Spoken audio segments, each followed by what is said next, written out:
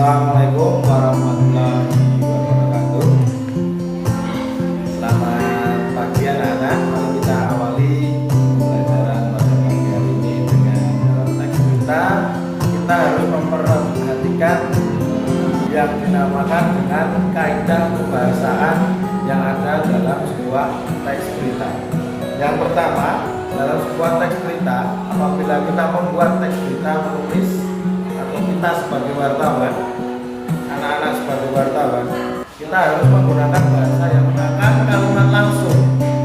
Jadi apa kejadian yang kalian liput, misalkan ada suatu kejadian kecelakaan atau bencana seperti yang terbaru ini di Cianjur, itu gunakanlah kalimat secara langsung, yaitu dengan mengutip perkataan dari narasumber. Misalkan dari Kapolsek setempat, Bapak akan kata kerja dengan respon secara langsung dari kejadian yang ada atau topik berita yang akan kita sampaikannya adalah menggunakan konjungsi temporal atau yang berhubungan dengan waktu.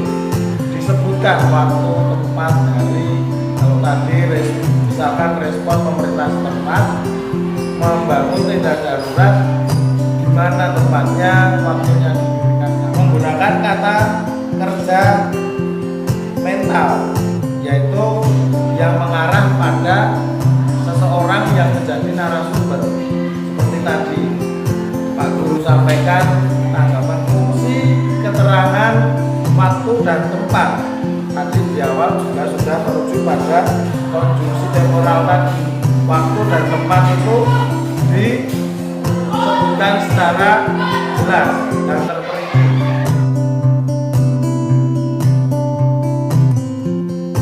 Yang kedua adalah kita juga harus memperhatikan kerangka berita yang akan kita tulis atau akan kita orientasi berita yang akan kita sajikan atau akan kita informasikan kepada pembaca, pada masyarakat.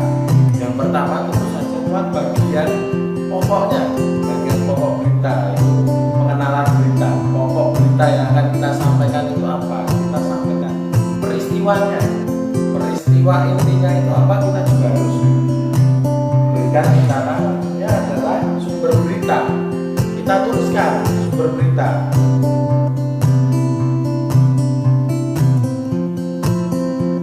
Jenis teks berita yang pertama itu berita langsung, hanya tidak boleh lebih dari 24 jam.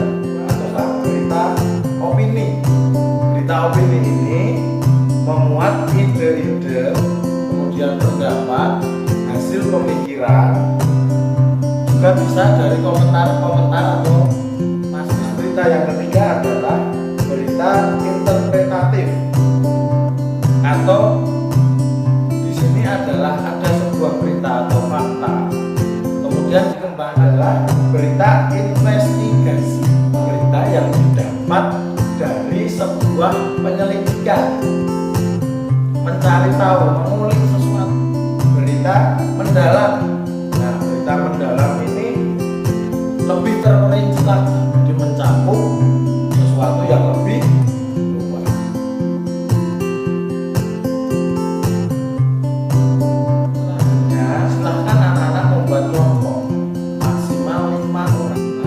Video berita, isi beritanya bebas, boleh kalian memberitakan sesuatu yang kalian dapat sendiri di luar video. Salah satu dari kalian bisa berperan menjadi seorang penyiar berita, diedit dengan kemampuan atau